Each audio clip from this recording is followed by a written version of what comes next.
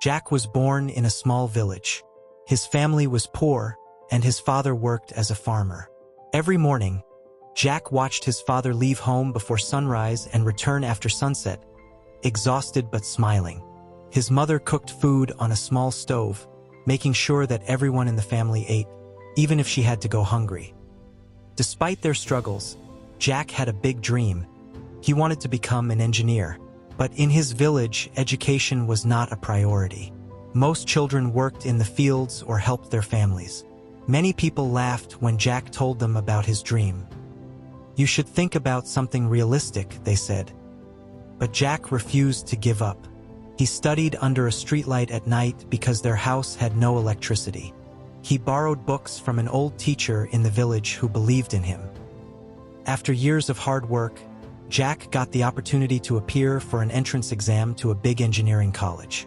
He studied day and night, hoping to pass. On the day of the results, his heart was racing. He searched for his name on the list. It wasn't there. He had failed. Tears filled his eyes.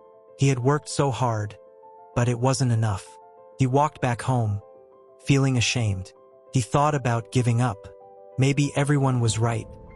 Maybe his dreams were too big. His father saw him sitting alone. "Did you fail?" he asked.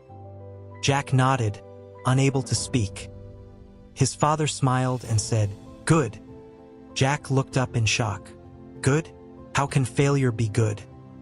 His father placed a hand on his shoulder. "Because failure is a teacher. It shows you what you need to improve. The real failure is when you stop trying."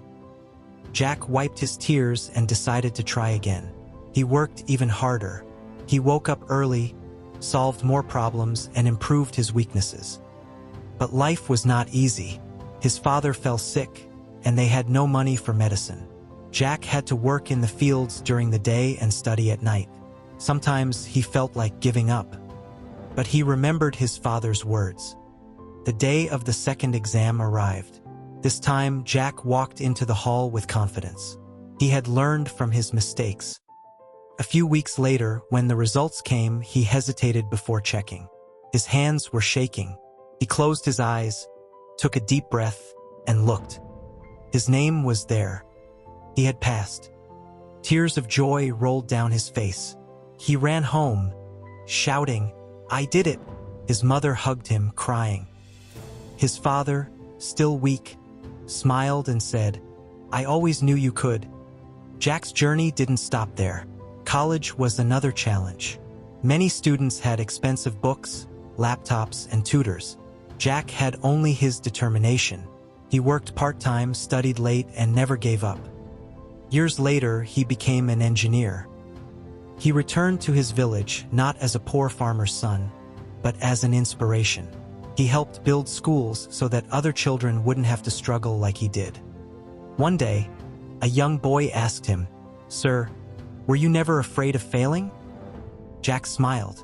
"I was afraid, but I learned something important. Failure is not the end. It's just a step in the journey. The only way to truly fail is to stop trying."